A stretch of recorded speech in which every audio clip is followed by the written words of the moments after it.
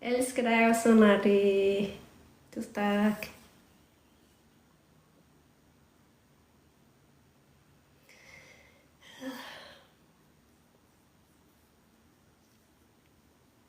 دخيمة لو ما أنت دق بس حمد إيه دقني ري قرت لي شوف أصوري إيري إمبركو بلاك فرايداي سايسحبنني كلها معلتي بجاك تعملوا سيت زوالكم ملوسيت قال ملم بربزو حيحسرني قال ما عصبني رو دقة وإلا ما تحجوا خلهم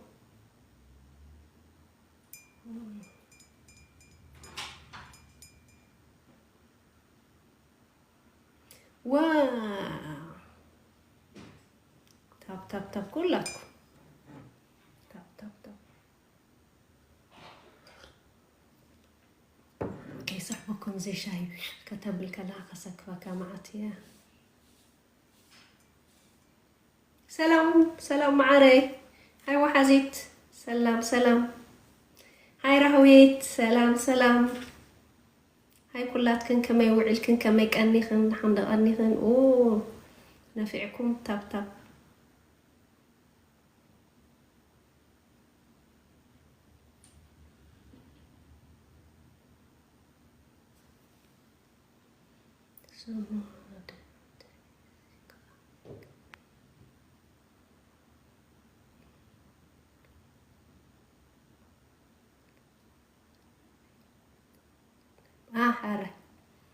حارة نقدم بلو ندقن هوك يا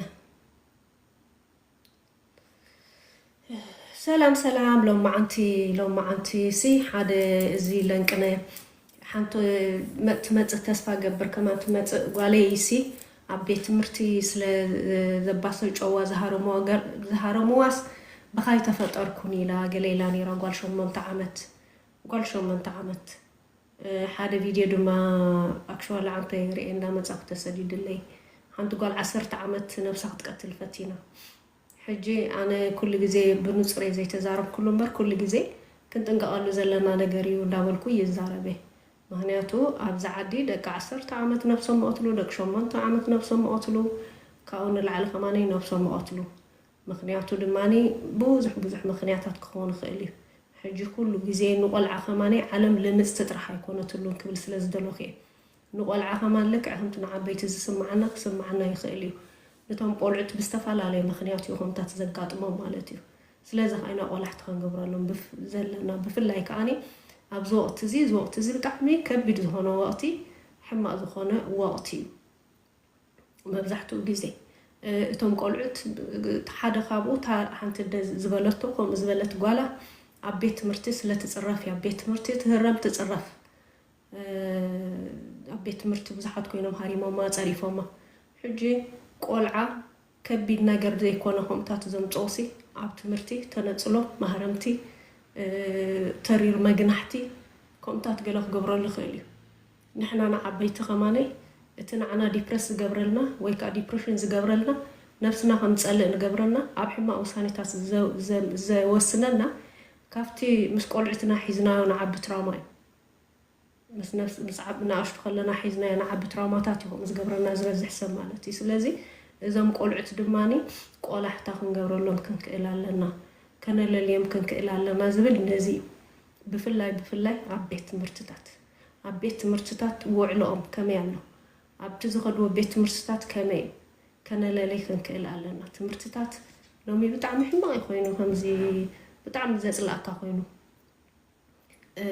سلد بزحنا بزحه سلازخونا قدم وحدين يورسب كندزي كستاي نبرن حج كنتم دقناون تنقفتيهم عبت مرتي زقاطمهم تنصلوتات عب غزا زقاطمهم ترير مغنحتي مقطعتي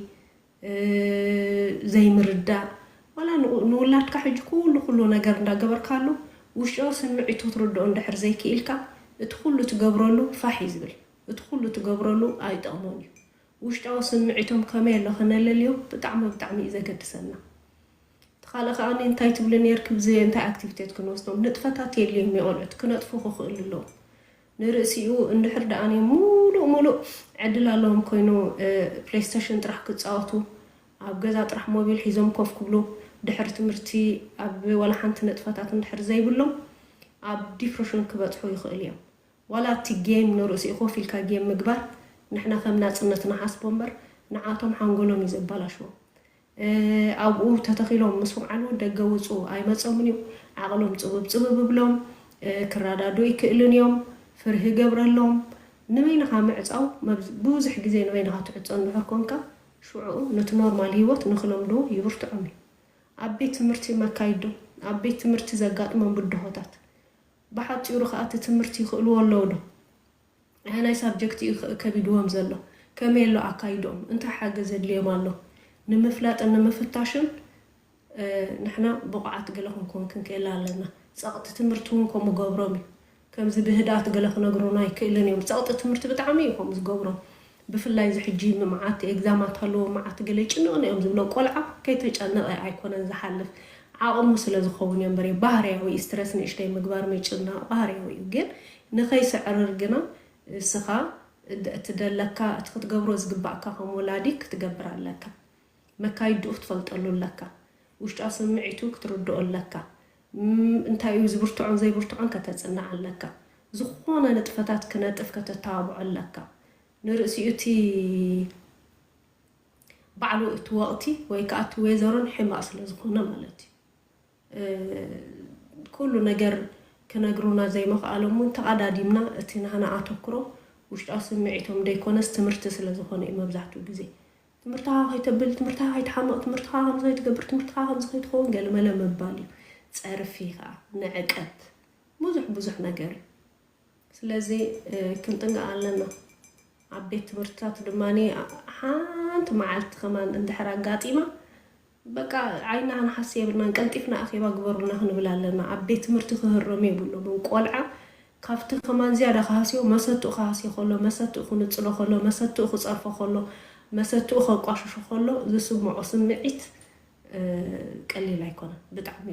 بطعمي زبرتو سلازي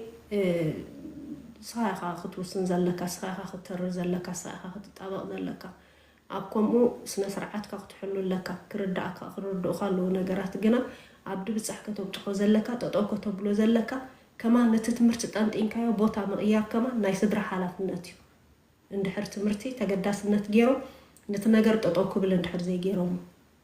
ولا حنتي زوعل زحدر قالمتات قلي بالكان اندحر اب من صال بصيحو اندحر اب صرف بزيحو تدغاغامي سكف اندحر كوينو تقلع كبدي حماقو جو يبل كخيد سكف قالمتات اندحر كوينو تولادي بقى كوسن زلو تولادي انت نقبرالنا خبل الله تمرتات لومي مريروني بزح حلافنت ايوسداني قلعت بخلو اي طعمون حق زربا مسعبي طعمون بلا بناشتو ما يطعمون غزي እንዳተባላሽ ወስለ ተቀይደሎ ማለት እዩ ግና እንድሕር ንሕና ብርታዓት ኮይና እንድሕር ንሕና መስተውዓልት ኮይና እንድሕር ንሕና ነተዘጋጥም ደሎ ጸገማት ተረዲእና ክንቀርፎ ንኽእል ኢና ምክንያቱ ስጋዕቲ አሶ ንሕና ኢና ካብኡ ንልዓል ክንርዳእ ዘለና ኣብ ዝኾነ ቤት ትምህርትታት ኣብ ዝኾነ ንቆልዓ ዝምልከቶ ድማኒ ሕጊ ትፈልጥ ቋንቋ ትፈልጥ እንድሕር ሪኦምኻ ለውጢ ኣለዎ كاب كي تردعك ندا تردعك مسيل كان مخاد كاب زبلوخا أقلبو خي جبركا شلل المبال كاب حرقة كاب بخيات كاب من صرصار ناس عند حركونكا نتزق بأكا مسل نتوالعاها بس نسرعات إكسبرس كتقبرو لهم ندحر جميركا كم تفلت ندحر ترديقهم زيادة قدسولكا زخولو شلل اللي كان دحر مالس كم زي تردعك خلو يتردعك كم تردعك تحلو ندحركونكا أصو حرقان من صرصار بخيات قلمتات ولا حنتي عبسني سنها انا غيسكا غبو نتوقع تقبرو لغت كلالك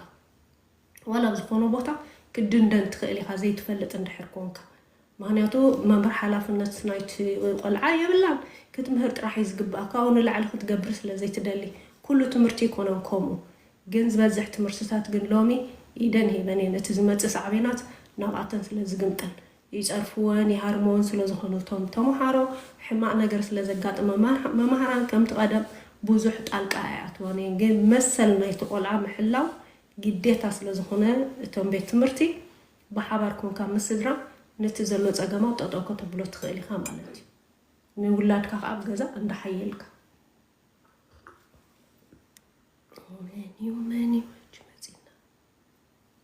እንዳሓየልካ ማለት እዩ ወሓዚት እንዳሓየልካ ማለት ወላ ሓንቲ ነዚታት ገለ ንኽፅረፉ ንኽህሮሙ ገለምታት ፍፁም ኢና ዕድልን ግዜን ክንወስድ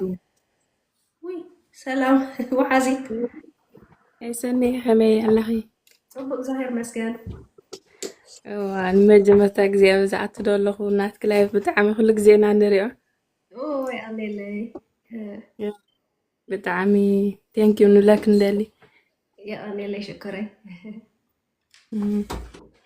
ሕቶ ነይራሃና ሓንቲ ሕቶ ሓተኪ ቆልዓ ኣለኒ ኣሎ ኣብ ባና ሃገር ኸይድ ሕጂ ከምዚ ቋንቋሲ ትግርኛን እንግሊሽን ገለ እዩ ዝዛረብ ሕጂ ነውሽክስ ብዙሕ ኣይኮነን ሕጂ እዚ ከምዚ ሓገዝ ፔፔት ድበሃልሲ ክንገብረሉ ኢሎም ስ ሕጂ ኣፍልጦ ከዓ የብለይን ብዛዕባኡ ከመይስ ቁሩብ ሓበሬታ ክትብል ንደልየ ፔፔተሲ ነቲ ናቱ እንታይ ይበሃል ሚዛኑ ክስታይ ዝገብሩ እዮም ነቲ ናቱ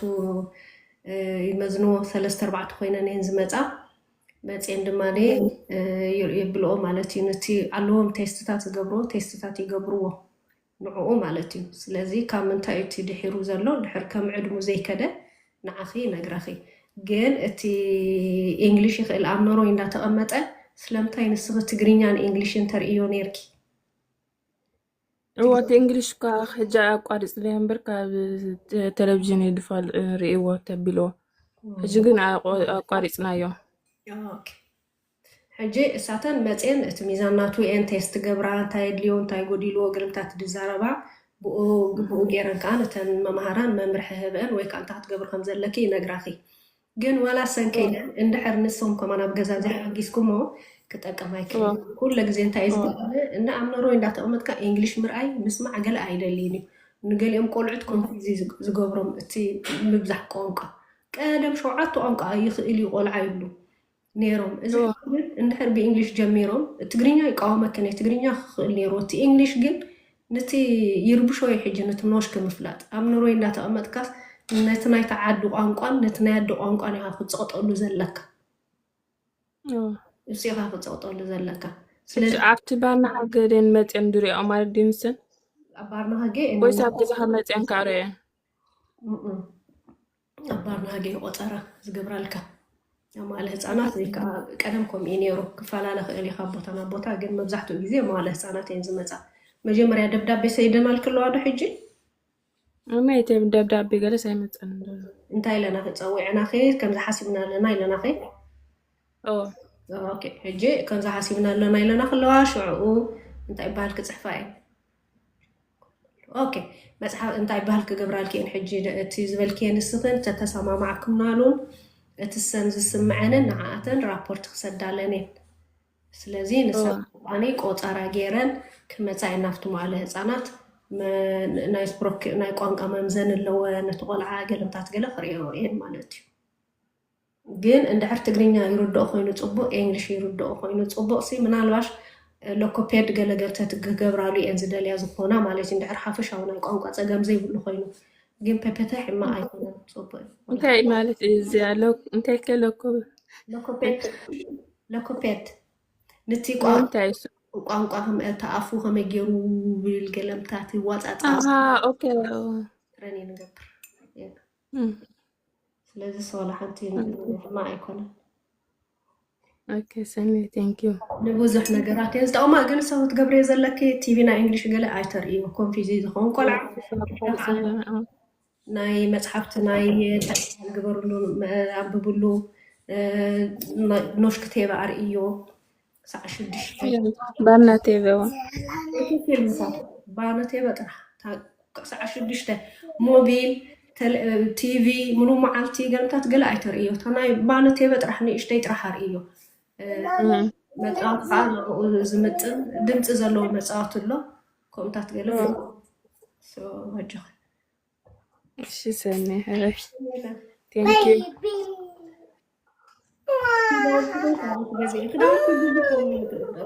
بوزح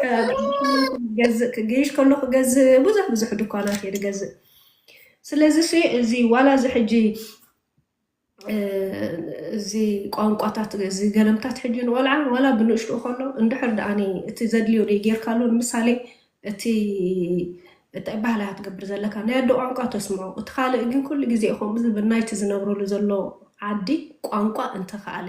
ድሓረይ ብዙሓት ቆልዑት ሕጂ እንግሊሽ ንኽእሉ ይመስለና ናይ እንግሊሽ ቲቪ እዮም ዝርእዩ ዝበዝሑ ቆልዑት ሕጂ ነቲ እንግሊሽ ከማለ እቲ መሰረታዊ ዝኾነ ፅቡቕ ነገር ኣይኮነን ዝሕዙ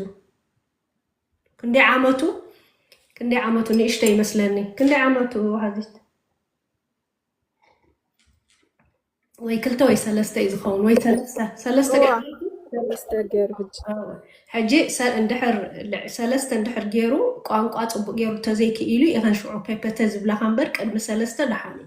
ግን ሰለስተ ገይሩ ክንድቲ ዝግብኦ ምዕባለ ናይ ቋንቋ ተዘይብሉ ግን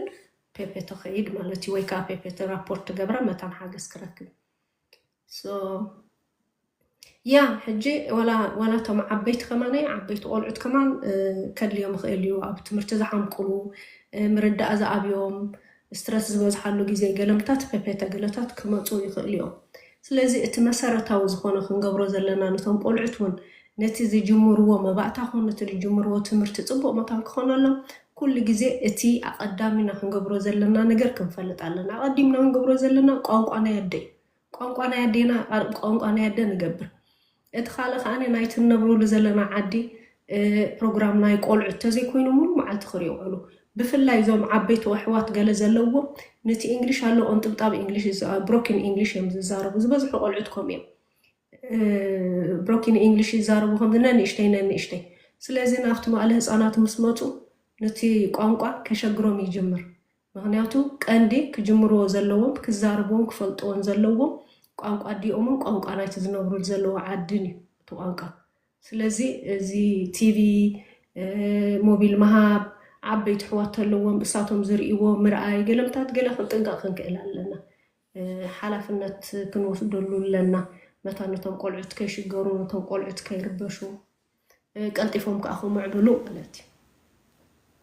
ያ ሽዑት እንታይ ይበሃል እዩ ነይሩ እዚ ፀቕጠት ገለ እዩ ክዛረብ ፀኒሐ ፀቕጠት ደቂ 8 ዓመት ደቂ 10 ዓመት ዋላ ንሕና ከማን ኣብ ገዛ ፀቕጠት እንድሕር ንገብር ኮይና ኣብ ገዛ እንድሕር ዳ ንርበሽ ኮይና ፀገማት እንድሕር ኣለና ፅልዋ ክንገብረሎም ንኽእል ኢና ንሕና ከማነይ ብዝተኻእለ ፀገም የለን ሽኮረይ ብዝተኻእለና መጠን ነብስና ኣለይ መለይ ገለ ክንብል ክንክእል ኣለና ማለት ኩሉ ግዜ እቲ ኣብ ገዛኻ ዘሎ ፀቕጠት ኣብ ገዛኻ ዘሎ ስትረስ ነቶም ቆልዑት ብቐሊሉ ፅልዋ ክትሕድረሎም ትኽእል ኢኻ ስለዚ መደብካ ሰሪዕካ ከምቲ ኩሉ ግዜ ዝብሎ ስምዒትካ ተቋፃፂርካ ፅልዋ ከይገበርካ ንዓቶም ከተለልዮም ኩሉ ግዜ ንርእስኻ ትጭነቕ እንድሕር ኣለኻ ኾንካ ንርእስኻ ፅቡቕ እንድሕር ደየለኻ ንርእስኻ እንድሕር ሓገዝ ዘድልየካ ኮይኑ ንደቅኻ ክትሕግዞም ኣይትኽእልን ኢኻ እኳ ደኣ ልክዕ ከምስኻ ትጭነቑ እዮም ዝጭነቑ ቆልዓ ድማኒ በቓል ኣውፂኻ ዋላ ከምኡ እንተዘይበልካዮ በቲ ስኻ ትመልሰሉ በቲ ፍቲ ገዛ ዘሎ ኣትሞስፋር ክመዝን ይኽእል እዩ ነቲ ከይጥዕሞ ክእል እዩ ማትሲ ከተልግበሉ ትኽእል ኢኻ ብሓፂሩ ስለዚ ስኒት እንድሕር ዘየሎ ኮይኑ ቅሳነት እንድሕር ዘየሎ ኮይኑ ምንፅርፀራስ ዘየሎ እንድሕር ኮይኑ ተመስገን ዘየሎ እንድሕር ኮይኑ ብፍላይ ድማኒ ከምዚ ዲፕሬሽን ገለ ዝስማዓካ እንድሕር ኮይኑ ሓገዝ ዘይትገብር እንድሕር ኮንካ ቁሩብ ዘለኻዮ ኩነታት መፍትሒታት ክትገብረሉ ሃርኮትኮት ዘይትብል እንድሕር ኮንካ እዚ ብዘይቀል ዓለም ንደቅኻውን ፅቡቅ ጌርካ ክትሕዛ ኣይትኽእልን ኢኻ ክትሕዞም ኣይትኽእልን ኢኻ ተጋፍዖም ትፀርፎም ተንፀርጭረሎም ትሓርቀሎም ተፃዋርነት የብልካን እታ ፎከስ ትገብራ ድማ በሊዖም ሰትዮም ክዳን ገዚእካ ኣለዎም በቃ ድሕሪኡ ካልእ ነገር ስምዒታቶም ገለ ክርዳእካ ኣይክእልን እዩ ስለዚ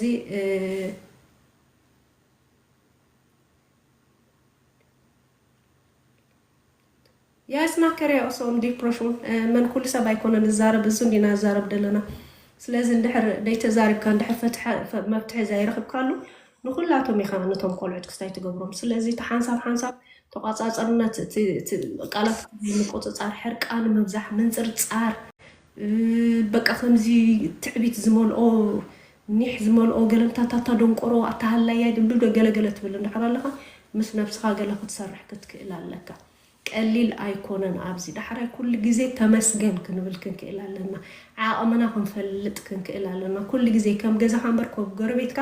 ኣይክትነብር ኢኻ ብዘይ ስትረስ ዝሓልፍ ሰብ የለን ንእሽተይ ስትረስ ኣለካ ከምኡሉ ግን ነቕልቡ ከነቕልበሉ ኣለና ከምዚ ንቶም ቆልዑት ኣብ ድብፃሕ ክበፅሑ ኢልና ንሓልሞ ንሕና ከዓኒ እሶም ክበፅሑ እንድሕር ኮይኖም ርግኣት ህድኣት ክህልወና ክኽእል ኣለዎ ንዕኦም ንኸነብፅሖም እንድሕር ኮይና ንህና ኔጋቲቭ ኢነርጂ ክህልወና ይብሉን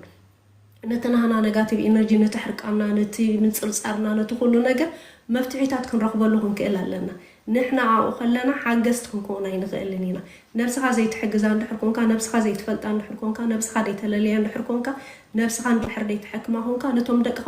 ክትሪኦም ኣይትኽእልን ኢኻ ወይ ክትሕክሞም ኣይትኽእል ወይ ክትፈልጦም ኣይትኽእል ከማኻ መንፀርፀርቲ ሓራቓት ተፃረፍቲ ኢኻ ትገብሮም ኣብቲ ገዛ ከምኡ እንዳገበርካዮም እዚ ዓይነት ባህሪ ለሚዶም ስለ ዝኸዱ ኣብ ቤት ትምህርቲ ድማ ቶም ቆልዑት ከምኡ እዮም ዝኾኑ ስለዚ ኩሉ ግዜ ዝስማዓና ስምዒት ብቐሊሉ ገለምታት ገለ ክንሪኦ የብልናን ንኩሉ ነገር መፍትሒታት ኣለዎ እንድሕር ማለት እቲ ምርባሽ ምዕባይ ቆልዓ ገለ ንርእሲኡ ቀሊል ኣይኮነን ግን ዝስማዓና ውሽጣዊ ስምዒትና ሓገዝ ምስ ዘድልዮ ግን ቀልጢፍና ሓገዝ ክንሓትት ኣለና ሓገዝ ክንሓትት ኣለና ልክዕ ከምዚ ቆልዑት ሙሉ መዓልቲ ቲቪ ተሪኦም ወይ ከዓኒ ስፒል ተስት እንድሕር ተፃዊቶም ፕሌይስቴሽን ዶ ወላ ገለ ዶ ክፃወቱ እንድሕር ውዒሎም ሓንጎሎም ዝደክም ንሕና ከማነይ እንድሕር ደኣኒ ኣብቲ ዘለና ሃልኪ ኣብቲ ዘለና ተወሳኺ መሊሽና ኣብ ሞቢልና እንጠልጢልና ንውዕል እንድሕር ኮይና ሙሉ መዓልቲ መቢል ክንሪኢ ሙሉ መዓልቲ ክንዛረብ ሙሉ መዓልቲ ገለ ክንገብር ንውዕል እንድሕር ኮይና ንሓዊ የለናን መሊሽና ኢና ነንፀርፅር ማለት እዩ መሊሽና ንደቅና ኢና እንታይ ባል ነንፀርፅረሎም ኣብቲ ክበፅሕዎ ንደልዮም ብዕላማ ድማ ከነብፅሖም ኣይንኽእል ኢና ስለዚ እንታይ ክብል ደልየ ኩሉ ነገር ካብ ገዛኻ እዩ ዝብገስ ኣብ ገዛኻ ደሎ ፀገማት ክትቀርፎ ክትፍትን ኣለካ ኣብ ገዛኻ ደሎ ፀገማት ከተለልዮ ክትክእል ኣለካ ኣብ ገዛኻ ደሎ ፀገማት ማዕረግ እንደይ ፅልዋ ከም ዝገብረሎም ንደቅኻ ትፈልጥ ኣለካ ንቆልዓ ምብላዕ ምስታይ እኹል ኣይኮነን ተብልዖ ተስትዮ ክዳን ትገዝኣሉ ገለኹም ይኮነን ቆልዓ ትሪት ምግባር የድልዮ እዩ وكل جزء هدأت رجعت من قد مرأي يدلي إنه ولا مللا يدلي وش تسمعيتم مردة أبعد مي زمت بدهاتات مبدها مسؤول كونكا يدلي من ولد سلازي مالت ما بقى يفلطوني جن قال 10 عامات نفسها تقتل محسابها قال بتعمي وإذا سكفكا بتعمي هذا فرحك بتعمي دفرحك أصو قليل لا يكون مالتي سلازي بدحريو اسلمتها وبصيحو قليلنا قال كنحسب علينا مهنياتو قال 10 عامد ما نسرش نمصالو تنا هرمون مقيارات غنا جميرو والو ناديتا تاون تراي والو ليز قمت سلازي كله ملو تحواويسو اب دقاقه خوفيلو شعو وايزا والي كم زخونكي مصيكي كم زخوينو قلبتا زبلا اندحر ديبلا نتناتا ايموشنال زخون حاجزات اندغفاتن اندحر زي تركب كوينا بفلايك اقوال كابديا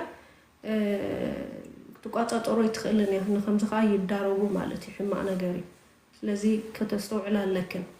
ወደ 10 ዓመት 10 ንእሽተይልካ ሸለል መባል ገለመለ እንታይ ባህል አይኮነን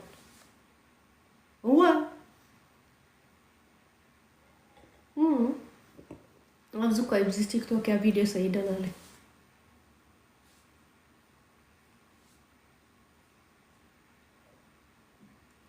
ኮሚዮ ህንጸርጽራ ገንታት ገለ እንድሕር ኢኻየን ከተአለኒ ዘለካ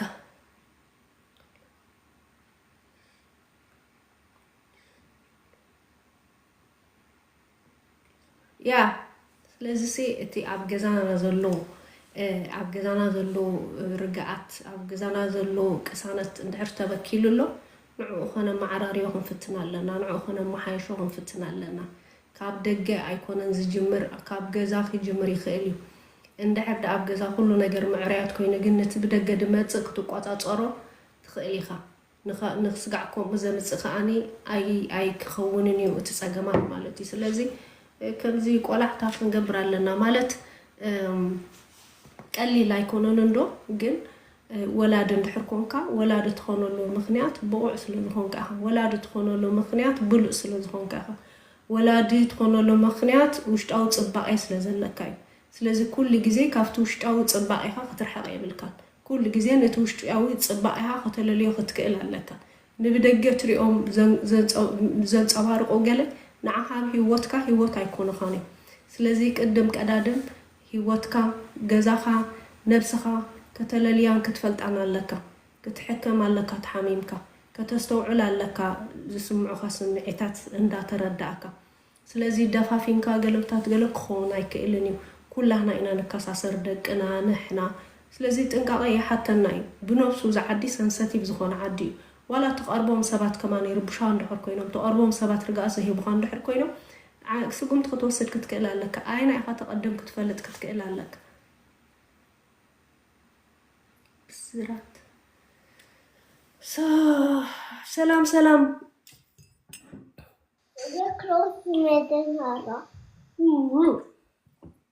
ሃይ ሽኮሪና ሰላም ሰላም ብስራት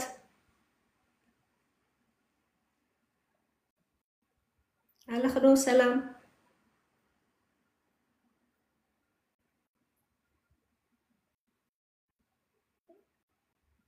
ቆልዕት ሒዛላ ምስለን ድሕራይ እንታይ ክንገብር ኣለና ኢልኪ እንታይ ኣክቲቪቲ ክንወስዶም ኣክቲቪቲ እንተ ተኻኢሉ ኣክቲቪቲ ትኸይድ እቲ እንተ ተኻኢሉ ኣክቲቪቲ ትወስዶም እንድሕር ደይ ተኻኢሉ ከዓኒ እቲ ብገዛኻ ትገብሮ ንጥፈታት እቲ ብገዛኻ ትዋስኡ ኩላትካ ኮንካ ንርእሲኡ ኣክቲቪቲ እዩ ንምሳሌ ዓርቢ እንድሕር ደኣኒ ኩላትካ ናይ ምሸት ዘይሰርሕ እንድሕር ኮንካ ዓርቢ ኮፍ ኢልካ ምስ በላዕካ ናይ ፋሚሊ ምሸት ክትገብራ ትኽእል ኢኻ ኮፍ ኢልካ ደቅና ጥራሕ ኣብ ቦታና ከም ዘለና መረጋገፂ እዮም ዝደልዩ ማለት ኩሉ ንገብረሎም ሜንታልን ፊዚካልን ምስኦም ክንከውን እዮም ዝደልዩና መረጋገፂ ፍቕርና መረጋገፂ ሓልየትና የድልዮም እዩ ንቆልዑትና ክቐርቡና እንድሕር ኮይኖም ኩሉ ነገር ክነግሩና እንድሕር ኮይኖም ድማኒ ኩሉ ግዜ ክንህቦም ክንክእል ኣለና ናይ ፋሚሊ ዝበሃል ግዜ ኣሎ ፍቕሪ ፋሚሊ ብጣዕሚ እዩ ዝሃንፀካ ፍቕሪ ፋሚሊ ብጣዕሚ እዩ በሊሕ ዝገብረካ ፍቕሪ ፋሚሊ ኣብቲ ትደልዮ ከብፅሓካ ይሕግዘካ እዩ ፍቕሪ ፋሚሊ ነቲ ዝመፀካ ብድሆታት በዲካ ንኽትሓልፎ መሰጋገሪ ይኾነካ እዩ ስለዚ ድማ ኩሉ ግዜ ዓርቢ ድያ ገለ ድያ ኣብ እሶምን ሓንሳብ ንምሳሌ ዓርቢ ብሓንሳብ ተደሪርካ ብሓንሳብ ዓዓቕምኻ ኩላትካ ብሓንሳብ ኮንካ ኮፍ ኢልካ ናይ ፋሚሊ ምሸት ገለ ክትገብር ኣለካ ወይ ሰንበት ከምኡ ክትገብር ኣለካ ንጥፈታት ካብ ገዛኻ ዝወፀ ካብ ገዛኻ ኣብ ገዛኻ ትገብሮምን ንጥፈታት እዮም እንድሕር ምሳኻ ይዋስኡ ኮይኖም እንድሕር ምሳኻ ትዝግበር ይገብሩ ኮይኖም እንድሕር ይቐርቡኻ ኮይኖም እንድሕር ንስኻ ሜንታልን ፊዚካልን ምስኦም ኣለኻ እንድሕር ኮንካ እዚ እኹል እዩ እቲ ንጥፈታት ገሊኡ ቆልዓ ንጥፈታት ይፈትኡ ገሊኡ ቆልዓ ከዓኒ ኣይፈቱን እዩ ሞቲቬሽን ምግባር ፅቡቕ እዩ ግን ቀንዲ እቲ ብገዛኻ ትገብሮ ንጥፈታት ናይ ምንባብ ግዜ ድዩ ናይ ብሓንሳብ ኮንካ ገለ ክምህር ዝኽእል ነገራት ምርኣይ ድዩ ምንባብ ድዩ ምስኣል ድዩ መፃወቲ እውን እኮ በብዓቕሞም በብዕድሚኦም መፃወቲታት ኣሎ መፃወቲ ኣሎ በብዕድሚኦም ነቲ መፃወቲታት ሂብካ ጥራሕ ደይኮነሲ ምስኦም ኮንጋ ገለ ክትዋሳእ ክትክእል ኣለካ ንወላዲ ኸማነይ ብፍላይ ስትረስ ገለምታት ገለ ስለ ዝገብረልካ መደባትካ ሰሪዕካ እቲ ብጉቡእ እንድሕር ንደቅኻ ክትሕጅ ጀሚርካ ነቲ እቲ ኖርማል ዝኾነ ስትረስን ሃልክን የብለልካ እዩ የዝሕለልካ እዩ ክትቅበሎ ይገብረካ እዩ ኩሉ ግዜ ስትረስ ዝገብረካ ሹ ትብል እንድሕር ኮንካ ብዘይ መደብት እንድሕር ትጓዓዝ ኮንካ ተቐድሞን ዘይተቐድሞን ትፈልጥ እንድሕር ኮንካ ካብ ኩሉ ድማኒ ፀቕጠት እንድሕር ኣለካ ከምዚ ምስ ካልእ ሰብ ክትገብሮ ንኻልእ ሰብ ክትሕልፈሉ ንኻልእ ሰብ ማለት ከምዚ ደይንስኻ መምሳል ኣየንፈዓካን እዩ ኩሉ ግዜ ትፅዕሮ ትደኽሞ ንዓኻ ንገዛኻ ንነብስኻ ገለ ክኸውን ክኽእል ኣለዎ ብሰብ ዝሪኦ ነገር ንሰብ ኢልካ ገለ ክትጭነቕ ንሰብ ኢልካ ክትገብር ንሰብ ኢልካ ማዕሪኡ ክትከውን ገለ ፍፁም የድልየካን እዩ ከምኡ ክትከውን የልካ መብዛሕትኡ ካተ ዘይበልኩ ሰብ ከምኡ ጭንቀት ዘለዎ ኮይኑ ስምዓኒ በቃ ንተሓደ ተበለፆ ከምዚ ክበልፆ ነዚ ለይትን መዓልትን ምስራሕ ኩሉ ክህልወካ እንድሕር እቲ ንዓኻ መዓልታዊ ዘድልየካ እንድሕር ኣለካ ካብኡ ንላዕሊ ሃልክን ገለምታት ኣይድልየካን እዩ ኩሉ ግዜ ተመስገን ዘይትብል እንድሕር ኮንካ ኩሉ ግዜ ናይ ካልእ ሰብ ጥራሕ ትርኢ እንድሕር ኮንካ ኩሉ ግዜ ሰብ ክርእልካ እንድሕር ትጓዓዝ ኮንካ ኣብ መንጎ ኢኻ ትደክም ኩሉ ዋላ ነቲ ዝገበርካዮ ነቲ ዘለካ ፀጋ ኸማ ክትሪኦ ይትኽእልን ኢኻ ስለዚ እቲ ዝዓበየ ፀጋ ውላድካ እዩ እንድሕር ወሊድካ ቶም ዝዓበዩ ፀጋ ውላድካ እዩ እቲ ዝዓበየ ሃብቲ ውላድካ እዩ ስለዚ ኩሉ ትተጥፍኦ ግዜያኻ ኹን መደባትካ ሰሪዕካ ዲት ኩሉ ትገብሮ ንደቅኻ ክኸውን ክኽእል ኣለዎ ንነብስኻ እንኮላይ ንነብስኻ ምስ ገበርካላ ኢኻ ንደቅኻ ትገብር ስለዚ ቀዳመ ሰንበት መፂኡ ሸበድበድ ትምህርቲ ክትከይድ ሸበድበድ ገለ ክትገብር ሸበድበድ ገለ ክትብል የብልካን ርግኣት ቅስኣነት የድልየካ እዩ ከም ወላዲ እስኻ ኸማኔት ረኽቦ ጸጋታት ኣለክ ስድራ ምዃን ጸጋይ ስድራ ምዃን እትኻልኻ ንትትነብረሉ ዘለኻ ዓዲ ምምራር ድማኒ ሕማቅ መማረር እንድሕር ኮንካ መስቆርቆሮ እንድሕር ኮንካ ኩሉ ግዜ ነታ ሓንቲ ሰጊራ ክትብል ከለኻ ሓንቲ ጸገም ትመጸካ ሓንቲ ሰጊራ ክትብል ከለኻ ሓንቲ ጸገም ትመጸካ መስቆርቆሪ ተማራሪ ገለምታት ገለ ክትከውን ይብልካን ከተማር ገለ ይብልካን ብፍላይ ሰሪሕካ ተኣቱ ጥዕናኻ ድሓን እንድሕር ኮይኑ ተመስገን ክትብል ኣለካ ተመስገን ትብል እንድሕር ኮንካ እግዚአብሔር ከኣኒ ኩሉ ግዜ መመልሹ ጸግኡ ዘብዝሓልካ ስለዚ ተመስገን ክንብል ኣለና ነታ ዘላትና ግዜ ነታ ዝነብረላ ዘለና ህይወት ወይ ዓዲ ከነመስገን ይዘለና ተመስገን አምላኸይ ክንብል ኣለና ደቂስና ተሲእና ዘለና ጸጋታት ከነስተማቕሩ እንድሕር ኮይና ኣብ ውድድር ከነእትዋ ነብስና ኣብ ዘይድልየና ቦታታት ንርከብ እንድሕር ኮይና ግን ንነብስና ይንኸውን ንደቅና ይንኸውን ኢና ማለት እዩ እዚ ክብል ከለኹ ኣዴታ ጥራሕ ኣይኮነን ወላ ቦታት ከማኒ ኣቦ ከማን ኣቦ ትእኽሉ ክኽእል ኣለዎ ክልተ ዓንዲዮም ንደቅና ዘልዮም ክልተ ዓንዲዮም ቶም ክልተ ዓንዲ ክድልድሉ ክኽእል ኣለዎም ኣቦቶም ጠጠው ክብሉ ኣለዎም ተሓንቲ ዓዲ ናቕናቕ ተሓንቲ ዓንዲ ናቕናቕ ትብል እንድሕር ኮይና ነቲ ሓንቲ ከማን ከይደለየታ ትልክማ ስለዚ ዘለካ ስድራ ምዃን ገለሲ ክልተኻ ኾንካ ከተመስተማቕሮ ኣለካ ክልተኻ ኾንካ ክትዋስኦ ኣለካ ክልተኻ ኾንካ ክትሓልፎ ኣለካ ካብኡ ዝዓቢ ጸጋ የለን ካብኡ ዝዓቢ ጸጋ የለን ስለዚ ኣይተንኣሱ እየ ዝብል ኣነ ኣይተንኣሳ እዚ ሶሻል ሚድያ ብጣዕሚ ሰብ ዝፀየቆ ኮይኑ ይስማዓና ኣነ ንሰብ ዘለዎ ጸጋ ክርኢ ዝኸልከሎ ኮይኑ ይስማዓኒ ምክንያቱ ማዓት ሰብ ወፂኡ ስለ ማዓት ክዛረብ ዝውዕል ገለ መልሹ ዝርበስ መልሹ ዝጭነቕ ገለ ኮይኑ ይስማዓኒ ስለዚ ኣብ ገዛኻ እዩ ዘሎ ትሰናይ ኣብ ገዛኻ እዩ ዘሎ ትጥዑም ኣብ ገዛኻ እዩ ጥዑም ከዓ ናይ ገዛኻ እዩ ጥዑም ኩላ መዓልቲ ናይ ደገ መልሹ እዩ ዘጨንቐካ ዳሕራይ ክንፈልጦ ዘለና ንሕና ቀልጢፍና ኢና ንጭነቕ ዘሕለፍናዮ ነገራት ስለ ዘሎ ከባቢና ህድኣት ርግኣት እንድሕር ዘይሃልይዎ ሰላም ኣይገብረልናን እዩ ንሽዑ ሰላም ዘለና ዝመስለና እምበር ኣብ ፕራክሲስ ሰላም ኣይህበናን እዩ ስለዚ ሰላም ዝህበካ ነገራት ነቲ ህይወትካ ተዋሲእካ ብስነ ስርዓት ከተሳለዮ ከለኻ ክልቴኻ ከምኡ ኢኻ ክትገብር ዘለካ ከምኡ ኢኻ ክትላበሶ ዘለካ እዚ በይንኻ ምዃን ኣብ ገዛኻ ምስ ፋሚልኻ እንታይ ባህል ክመስለካ ይብሉ ሕማቅ ክመስለካ ይብሉ ብጣዕሚ ሕማቅ ዘበን እያ ብጣዕሚ ደሰክፈካ ዘበን ብጣዕሚ ዘሰክፈካ ዘበን እያ ስለዚ ስኒ ካብ ኩሉ ንደቅና ዳሕራይ ስደት ይርዳእኒ እዩ ስደት ቀሊል ኣይኮነን ግና ኩሉ ግዜ እንድሕር መምኽንያታት ተብዝሕ ኮንካ ክትስዕር ኣይትኽእልን ኢኻ ትሰዓር ጥራሕ ኢኻ ብሂወት መምኽንያታት ከተብዝሕ የብልካን ኩላህና ከምኡ ኢና ዘጠጠጠጠጥ እንዳበልና ታሕቲ ከይንበፅሕ ከይንወድቕ ከዓ መሊሽና ሓፍ ንብል ሓፍ ኮፍ እንዳበልካ ኢኻ ሂወት ተሓልፎ ኩሉ ግዜ ስደት ኩሉ ግዜ ገለ እያ እቲ ስደት ኣብ ቦትኡ ኣሎ ግን እቲ ሓላፍነት ግን ኣብ ዘለካ ኣለኻ ሓላፍነታዊ ክትኮን ግዴታኻ እዩ ነብስኻ ክትክእል ነብስኻ ከተመሓድር ግዴታኻ እዩ ስለዚ እዚ ንነብስኻ ኢኻ ተመኽኔላ ዘለኻ ንነብስኻ ስለተመኽኔላ ዘለኻ ኢኻ እንታይ በሃል ትገብር ትርበሽ እምበር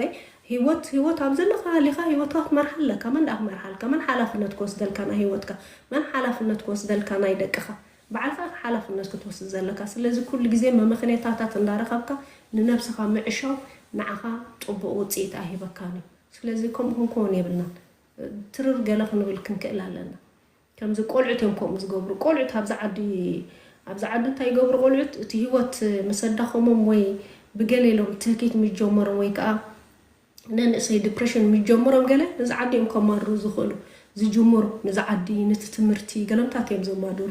ምክንያቱ ብስለት ስለዘየለ ማለት እዩ ንሕና ብዓበይትና ገለ ከምኡ ክንከውን የብልናን ማዕረ ክንደይ ኢና ፅልዋ ንገብረሎም ንደቅና ወላዲ እንድሕር ወሊዱ ዋላ ኣብ ጠፈር ኮይኑ ሓላፍነት እዩ ዋላ ኣብ ሃገሩ ኮይኑ ሓላፍነት ኣለዎ ስለዚ ሓላፍነትካ ስለ ተሰደድካ ይኮነን በርቲዕካ ወይ ከዓ ክትገብር ዘለካ ክትገብር ዘይብልካ ኣብ ኩሉ ኮንካ ሓላፍነትካ እዩ ስለዚ እዚ እንድሕር ኢልና ሓሲብና ክንብርትዕ ንኽእል ኢና ማለት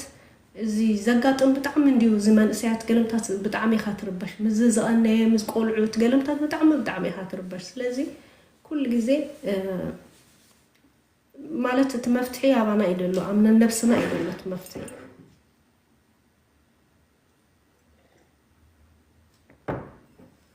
ከምኡ ጭንቕንቕ ክብለና ከሎ በስመ አብ ክንብል ኣለና إذا ناي تمرتي نجارات دما ناي تمرتي نجار كنت حاجة زعلنا ناي تمرتي نجار إذا ناي تمرتي حما عندنا إذا خير له تمرتات ندك أنا خلنا نقحهم علينا ستقايلو عني ننبرلو زلنا خبابي حما عند حرواري الله خينو تمرتي هالك بزحون دحر كوينو يصرفوا قالن دحر كوينو كأني بستقعلنا متن كابور حقلنا أنت تنايمي تلبلزه أتوم جزا زي جزاكم أتوم جنا زلهم تمرت دي جمر دقهم كأستوعلو أبينا يبوتا أنت أتو زحيش أبينا يبوتا تمرت الحين زغنيلنا كن حاسب علينا كل ملو عيك لنا نديو جنا نحنا مرجعات علينا كراتيف كون كلا لنا فتي أفتي عامت أفتي حتى أفتي أنت يبالكم كون لنا خاب كله أبت حستو ليتن معلتن مسرح ليتن معلتن نسرح ريتن معلتن جنزب قلت بلون دحركونك تجنزب ولا كي بلعك كي ربح كله نسخة خزحت تقليها نسخة تحمم تقليها سلزي بعاء وانا تمس جنك نبلكن كإلا لنا تحركوت كوتسي ناتنت زلو حركوت كوتن سنة سرعات ميلا زلو منبارني ناخن اللابس زلنا كتعملنا مكان عمل ندقنا يا لو ما عندي كم مسبلة تاع فيديو مسرع خواسي قال 10 عامات قال بطعمي يدس معنا أنا كاب كذا ما بزع جر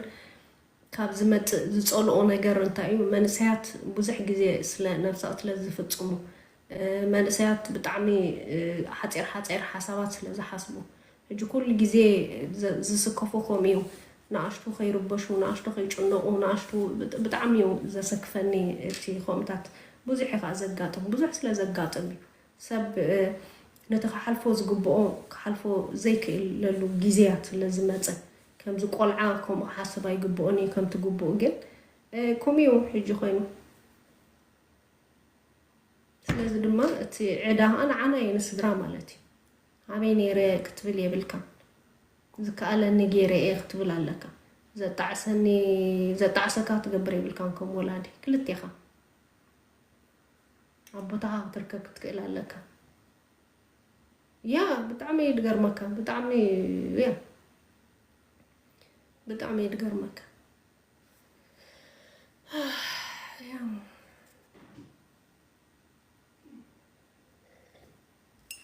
حسبه زدلي خاطو خيلي وانا هم دخي ما الله عاتي سئل مزز انا هادخم كم بلكا سلازس أجونا يخبل زدل أنا أجونا عند حد أني ميلانا ما حيشنا عند حد أني نقدمه فليتنا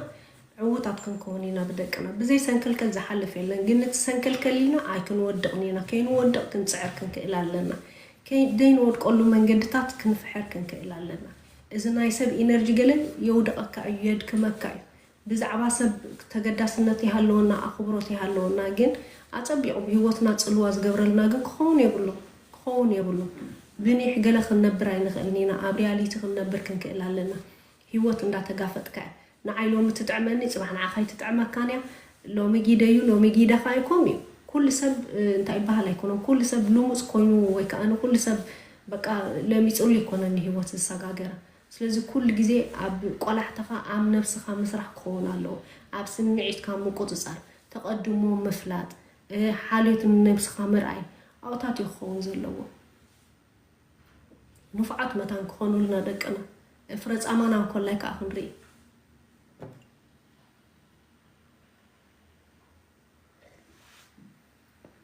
እዚኣ ዲሰምበር ድማ ስጋዕ ፌብሩዋር ገለ ስለጋዕ ዝመጽእ ድሓኒ ሕጂ እኳ ዲሰምበር መጽኢልና ኣሎ ዲሰምበር ኣብቲ ገዛና ብዝከኣለና እዚ ኬክ ምስራሕ ድዩ ገለ ኣክቲቪቲ ድዩ ገለምታት ብፍላይ ነቶም ንኣሽቱ ከምታት ገለ እንዳገበርና እቲ ንጥፈታት ድበልክ ድማኒ ንጥፈታት ምስ ስድራ ብፍላይ እዚ ሕጂ ዲሰምበር ቲያትራት ኣሎ ናይ ቆልዑ ቲያትር ኣሎ ናይ ቆልዑ ቲያትር ኣሎ ናይ ቆልዑ ሲኔማታት ኣሎ ብፍላይ ኣብዚ ዲሰምበር ብዙሕ ንቆልዑት ዝምልከት ወይ ከኣኒ ንቆልዑት ከዘናግዕ ዝኽእል ምስ ስድራ ክትከዶ ትኽእል መዓት እንታይ ይባሃላት ኣሎ መዓት ንጥፈታት ኣሎ ከም ዝብለኩም ዘለኹ ቲያትራት ኣሎ ሲኔማ ዓይነት ኣሎ ብዙሕ ነገር ኣሎ ንጥፈታት ክትነፍእ ንንእሽተይ ሾፒንግ ኣብ ፅቡቅ ቦታውን ክትከይድ ትኽእል ኢኻ ሚዚየማት ኣሎ ሕጂ እቲ ኣክቲቪቲ ከይዶም ሰንበይኖም ዝኸድዎ ጥራሕ ኣይኮነም ዋላ ሚዚየም ክትከይድ ትኽእል ኢኻ ደስ ብሎም ይቆልዑት ሚዚየም ክትከይድ ትኽእል ኢኻ ቤተ መጽሓፍቲ ክትከይድ ትኽእል ኢኻ ብዙሕ ዝበፅሕ ቦታታት ክትበፅሕ ትኽእል ኢኻ ሒዝካ ቀዳመ ሰንበት ካልእ ውጥን ተዘይሃሊካ ዓብ ዝኾነ ውጥን ቀዳም እንዳኸምታት መዘናግዒ ሰንበት ከምኡ ክትገብራ ክትክእል ኣለካ ከድካ ምስ ደቅኻ ተቋዲስካ ትመጽእ ገለ ነገር ርኢኻ ትመጽእ ቲልቡድ ገለመታት እውን ይመጸካ ኢኻ ቤት ትምህርትታት ከምዚ ዝብል ቲያትር ኣሎ ከምዚ ሕጂ ኩሉ ይትረፈኒ ገለ ክንብል የብልና ንሕና እውን ደቅና ምሳና ዝገብርዎ ጽቡቕ መዘከርታ ክህልዎም ክኽእል ኣለዎ ኣብ ሓንጎሎም የበርትዖም እዩ ድማኒ ኩላ መዓልቲ ምስኦም ቲያትር ትኸይድ ምስኦም ሲኔማ ትኸይድ ምስኦም ምሕምባስ ትኸይድ ምስኦም ኩሉ ነንእሽተይ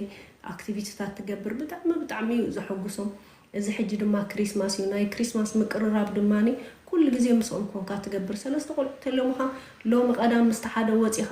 ንሕዋቱም ነንእሽተይ ህያብ ተገዚእሎም ነብኡ ነዲኡ ነቲ ሓደ ከዓ ከምኡ ሓንቲ ቀዳም ገለ እንዳገበርካ ግዜኻ ምስኦም ጥራሕ ትሕልፎ ግዜኻ ትዘናጋዓሉ ምዝንጋዕ ጥራሕ ዘይኮነ ድማ ህይወት ትምህሮም ህይወት ክትምህሮም እቲ ህይወት እንዳማሃረትካ ትኸይድ ንዓቶም ከዓ መንባር ኢና ንምህሮም ኣብ ናህና ህይወት ከንዋስኦም ከለና ማለት እዩ ጥራሕ እዛ ቲቪ ድርብያ ኣቢልካ ሞቢል ህባ ኣቢልካ ንስኻ ሃለው ምባል እያ ታሒማ ወይ ከዓኒ ገዲፍካ ምስራሕ መኻድ ማለት ሪያሊቲ ወይ ከዓኒ ንስድራ ዘይምጥን ነገር ህይወት ምምራሕ እዩ ትዝኸፍአ መር ኣሎ ንጥፈታት መዓት ኣሎ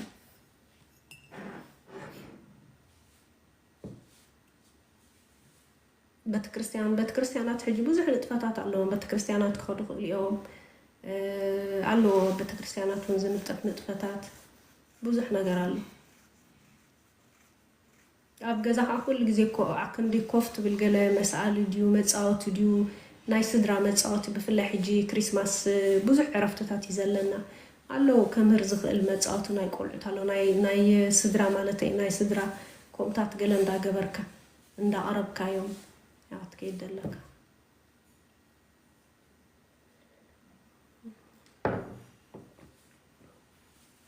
ዋላ ሕጂ እቶም ኣውቲዝም ዘለዎም ከማነይ ኩሉ ግዜ እስኻትክን እውን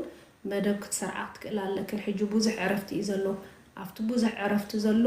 ክልተ ሰብኣይን ሰበይትን መደብካ ክትሰርዓ ኣለካ ክልተ ካብ ብሓንሳብ ትደክም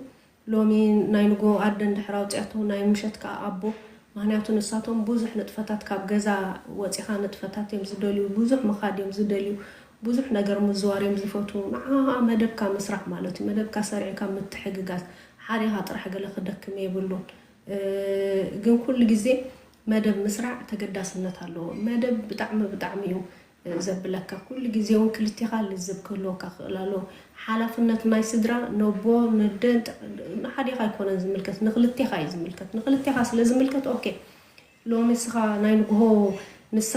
እንዳዋዳ ገዛ ገለምታት እንዳገበረት ቁርሲ ገለምታት እንዳበለት ንስኻ ሓፃፂብካ ዛዊርካ ክትመፅእ ኣለካ ንሳ ድሕሪኡ ኣነ ንስኻ ኮፍ ትብል ንስኻ ሓንሳብ ኣዛዊራቱ ትመፅእ ስለዚ ሲ እንዳተሓላለኻ እዩ ፍቕሪ ኳ እዩ ድሕሪ ዳ ብሓንሳብ ኮንካ ትነብር ኣለኻ ድሕሪ ወሊድካ እኮ እቲ ፍቕሪ ናይ ደቅኻ ክትቋደሶ ክትክእል ኣለካ ሓልዮት ከተርኢ ኣለካ ንሓዲኻ ጥራሕ ኣይኮነን ንብፅሓካ እሳትን ከዓ ዝያዳ ይደኽማ ብጣዕሚ ኢኻ እንድሕር ትደክም ኮንካ ሓገዝ ዘይትረክብ እንድሕር ኮንካ ከዓ ንኩላትካ ማለት ክትከባበሮ ናይ ትኽእልን ኢኻ ስለዚ እዚኣ ሕሰቡላ ኩሉ ግዜ ኣነ እኳ ኣይዛረብን ኢኹም ምስለምታይ ንዓና ጥራሕ ትብልየን ዝብላነ ግን ኣነ ክዛረብ ከለኹን ኮላይ ፋሚሊ እዩ ማለት ቆልዑት ኣይኮናን ንኣሽቱ ይኮናን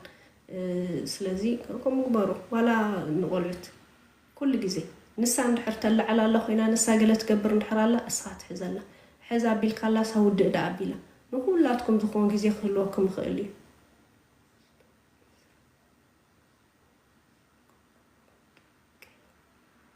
ሰኑ ምስቶም 20 ዝስህ ኣነ ሳይኮንኩን ኣይኮንኩን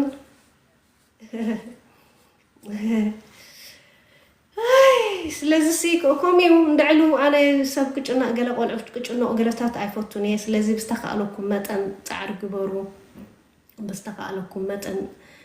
ፃዕሪ ግበሩ እተን ትጭናቃ ዘለኽን ትፈርሓ ዘለኽን ተሓስባ ዘለክን ብዙሕ ራእይ ነይሩዋ ብዙሕ ንፍዕቲኣ ነይራ ትብላህ ኣነ መይረ ማለት እዩ ኩሉ ግዜ ብቀዳማዮም ከምኡ ብል ነይረ እዞም ቡሉፃት ዝመስሉ እዞም ሓያላት ዝመስሉ ገለ ንሳቶም እዮም ዘይልለዩ ብውርታዓት ሰባት ዝመስሉ ስለዚ ብውርታዓት ናቶም ተመክሮ ስለዘለዎም ንኽስዕርዎ ስለዝሓስቡ ቅድሚ ንሳቶም ምስናፎም ኩሉ ግዜ ኣብ ርእሲ ድሕሪ ንኻልእ ሰብ እዮም ጠጠው ዝብሉ ንኻልእ ሰብ እዮም ዝሕግዙ ኩሉ ግዜ ምክንያቱ እቲ ቃንዛ ስለ ዝፈልጥዎ እቲ ጭንቀት ስለ ዝፈልጥዎ ኩሉ ግዜ ንዝጭነቕ ሰብ ንዝደክም ሰብ ሰናይ ምግባር ይሰርሖም ብጣዕሚ እዮም ሰናይ ዝገብሩ ኣብ መንጎ ሰናይ እንዳገብሩ ፀኒሖም እዮም ንርእሲኦም ሸይጣን ክትልብሎም ወይ ከዓ መዓልቶም ኮይና ከምኡ ዝኾኑ እምበረ ያ መብዛሕትኦም ከምኡ እዮም ብዛዕባኡ ዝምህሩ ብዛዕባኡ ከምኡ ኣነ ከምኡ ሰብ ስለ ዝፈልጥ ብጣዕሚ እየ ዝትንከፍ ከምኡ ክብል ከሎ ሰብ ከማነይ ዘሰንብዶም ማለት እዩ ተስፋ ወሃብቲ ሰብ ተስፋ ቡርታዓት ሓያላት ብጣዕሚ ብጣዕሚ ብጣዕሚ ብጣዕሚ ከምኡ እዮም ስለዚ ዋላ ኣብ ገዛና ዘሎ ሰብ ከምኡ ከነለለና ቡርቱዕ ኮይኑ ዘቐርበና ሰብ ኩሉ ግዜ ሓያል ኮይኑ ዘቐርበና ሰብ ከነስተውዕለሉ ክንክእል ኣለና እዚ ዓብ ትምህርቲ እዩ ኩሉ ግዜ ዓብ ትምህርቲ እዩ ብፍላይ ከዓ ከምዚ ሓያል ትመስል እንድሕር ኮንካ ብዙሕ ትዛረብ ትምዕድ ተብል ገለ እንድሕር ኮንካ ሓልዮት ዘድልየካ ትጭነቕ ኣይመስሎን ይሰብ ሕጂ ዋላ ስድራኻ እዮም ዝድፍዑኻ ዋላ ስድራኻ ሳስ ትኽእሎ እዮም ዝብሉኻ ስለዚ ኣብኡ ድማኒ ከነስተውዕል ኣለና ኩሉ መዓልቲ እዚ ዓብ ትምህርቲ እዩ ኣነ ከምኡ እየ ዝብል ኩሉ ግዜ ሰብ ሓያል ኮይኑ እንድሕር ተሰሚዕካ ከምዚ ኩሉ ነገር ዝፃወር ኩሉ ነገር ዝኽእል ኮይኑ እዩ ዝስማዓካ ዋላ ደገፍ እውን ኣይትረክብኒ ኢኻ ኣብ ገዛኻ ከማ ደገፍ ሞ እሳስ ትኽእሎ እያ እሳስ ንፍዕቲ እያ እሳስ ሓያል እያ ምክንያቱ ውሽጣዊ ስምዒትካ ባዕልኻ ተዘይኮይነ ዝፈልጠልካ ስለ ዘይብልካ